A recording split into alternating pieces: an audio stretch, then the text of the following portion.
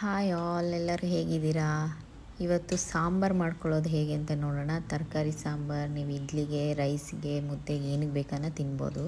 ಇಲ್ಲಿ ನೋಡಿ, ನಾನು ಇವಾಗ ಇದಕ್ಕೆ ತೊಂಡೆಕಾಯಿ, ಕ್ಯಾರೆಟ್, ಆಲೂಗಡ್ಡೆ, ಟೊಮೆಟೊ ಒಂದೆರಡು ತೊಗೊಂಡಿದ್ದೀನಿ.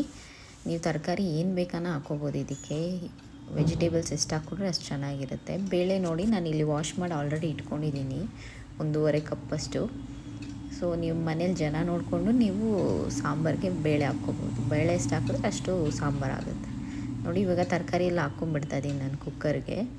ಇವಾಗ ಇದಕ್ಕೇ 1 ಸ್ಪೂನಷ್ಟು ಉಪ್ಪು ಹಾಕ್ಕೊಳ್ತಾ ಇದ್ದೀನಿ. ಉಪ್ಪು ಆಮೇಲೆ ನೋಡಿ ಹಾಕ್ಕೊಳ್ಳೋಣ. 1 ಟೇಬಲ್ ಸ್ಪೂನ್ ಆಯಿಲ್ ಹಾಕ್ಕೊಳ್ತಾ ಇದ್ದೀನಿ.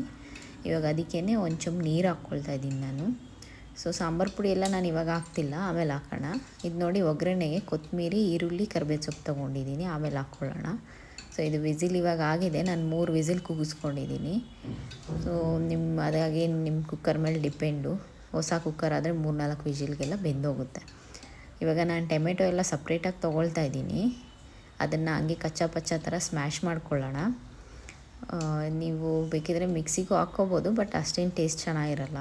ಕಚ್ಚಾ ಪಚ್ಚಾಗೆ ಇದು ಸ್ಮ್ಯಾಶ್ ಮಾಡಿಕೊಂಡ್ರೆ ಚೆನ್ನಾಗಿರುತ್ತೆ. ಬೇಳೆ ಎಲ್ಲ ನೀಟಾಗಿ ಬೆಂದಿದೆ ನೋಡಿ. 3 ವಿಸಿಲ್ ಕೂಗಿಸ್ಕೊಂಡಿದ್ದೀನಿ ಅಷ್ಟೇ ನಾನು. ಇವಾಗ ನೋಡಿ, ಇದನ್ನ ನೀಟಾಗಿ ಸ್ಮ್ಯಾಶ್ ಮಾಡ್ಕೊಳ್ತಾ ಇದ್ದೀನಿ ನಾನು. ಟೊಮೆಟೊ ಎಲ್ಲ ನೀಟಾಗಿ ಅದರದ್ದು ಗೊಜ್ಜು ಬಿಡೋಂಗೆ 1-2 ತರಕಾರಿನೂ ಹಾಕ್ಕೊಂಡು ನೀವು ಸ್ಮ್ಯಾಶ್ ಮಾಡಿದ್ರೆ ಟೇಸ್ಟ್ ಚೆನ್ನಾಗಿರುತ್ತೆ. ಇವಾಗ ನೋಡಿ, ಈ ಥರ ಆದರೆ ಸಾಕು, ಫುಲ್ ನುಣ್ಣಗೆ ಆಗೋದು ಬೇಡ. ಇವಾಗ ಅವಾಗೆ ಇಟ್ಕೊಂಡಿರೋಂಥ ಸಾಂಬಾರೆಲ್ಲ ಹಾಕ್ಕೊಂಬಿಡೋಣ ನಾವು. ಇವಾಗ ನೋಡಿ, ಈ ಥರ ಇರುತ್ತೆ. ನೀರು ನಿಮಗೆ ತುಂಬ ತಿಳಿಯಾಗಬೇಕಾದ್ರೆ ನೀರು ಹಾಕ್ಕೊಬೋದು ಇನ್ನೂ, ಇಲ್ಲಾಂದರೆ ಹಂಗೇನೂ ಇಟ್ಕೋಬೋದು. ಇವಾಗ ನೋಡಿ, ಇದಕ್ಕೇ ನಾನು 1 ಸ್ಪೂನಷ್ಟು ಸಾಂಬಾರು ಪುಡಿ ಹಾಕ್ತಾಯಿದ್ದೀನಿ.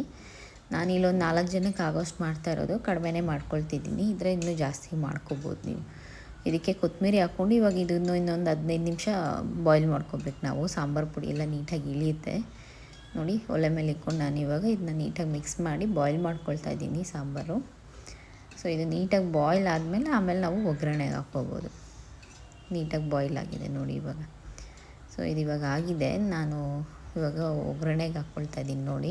ಬೆಂದಿದೆ, ಒಂದು 15 ನಿಮಿಷ ಆಗಿದೆ ಇದು. ಒಗ್ಗರಣೆಗೆ ನೋಡಿ 2 ಟೇಬಲ್ ಸ್ಪೂನಷ್ಟು ಆಯಿಲ್ ಹಾಕ್ಕೊಂಡಿದ್ದೀನಿ. ಆಯಿಲ್ ಏನು ಜಾಸ್ತಿ ಬೇಕಾಗಲ್ಲ, ಸುಮ್ಮನೆ ಒಗ್ಗರಣೆಗೆ ಎಷ್ಟಾಗುತ್ತೋ ಅಷ್ಟು. ಸಾಸಿವೆ ಹಾಕ್ಕೊಳ್ತಾ ಇದ್ದೀನಿ. ಸಾಸಿವೆ ಚೆನ್ನಾಗಿ ಚಿಟಪಟ ಅನ್ನಬೇಕು, ಹಾಗೆ ಇದ್ದರೆ ಕೆಂಪಿಗೆ ಅದು ಕಹಿ ಇರುತ್ತೆ.